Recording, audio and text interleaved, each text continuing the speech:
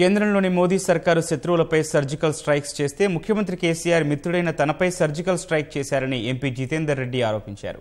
Ticket ఇవ్వకపోయినప్పటికీ కనీసం phone చేసి కూడా మాట్లాడలేదన్న ఆయన తెరాస అభ్యర్థి సహా ఎమ్మెల్యేలు తనను కలవద్దని ఆంక్షలు విధించారని ఆరోపించారు. వికారాబాద్ కృష్ణా రైల్వే లైన్కు రాష్ట్ర ప్రభుత్వ వాటా నిధులు ఎందుకు విడుదల చేయడం లేదన్న ఆయన అగ్రవర్ణ పేదలకు కేంద్రం కల్పించిన రిజర్వేషన్లను ఎందుకు అమలు చేయడం లేదని ప్రశ్నించారు. సమాఖ్య వ్యవస్థలో కేంద్ర రాష్ట్ర ప్రభుత్వాలు కలిసి పనిచేయక తప్పదన్న జితేందర్ రెడ్డి జాతీయ ప్రయోజనాలు దృష్టిలో ఉంచుకొని నరేంద్ర మోదీని మరోసారి ప్రధాని చేయాల్సిన అవసరం ఉందన్నారు. సర్జికల్ స్ట్రైక్ ఎప్పుడైనా కానీ ఏదైతుందో అది దుష్మన్ల మీద అవుతుంది, కానీ ఇక్కడ కేసీఆర్ గారు మిత్రుల మీద సర్జికల్ స్ట్రైక్ చేసి నన్ను ఒక సీఎం డ్రాప్ చేస్తే ఒక పిఎం ఎత్తుకున్నాడు. నేను ఇవాళ ఖచ్చితంగా చెప్తున్నా 300 సీట్లు బీజేపీకి మాత్రమే వస్తాయి.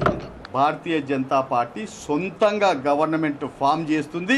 అల్లా తప్ప వాళ్ళని ఎవరిని కూడా కలుపుకునే పరిస్థితి లేదని కూడా మీ అందరికీ నేను తెలియజేస్తున్నా. ఇంతకంటే మంచి నాయకుడు మనకు భారతదేశానికి అందడు, దొరకడు.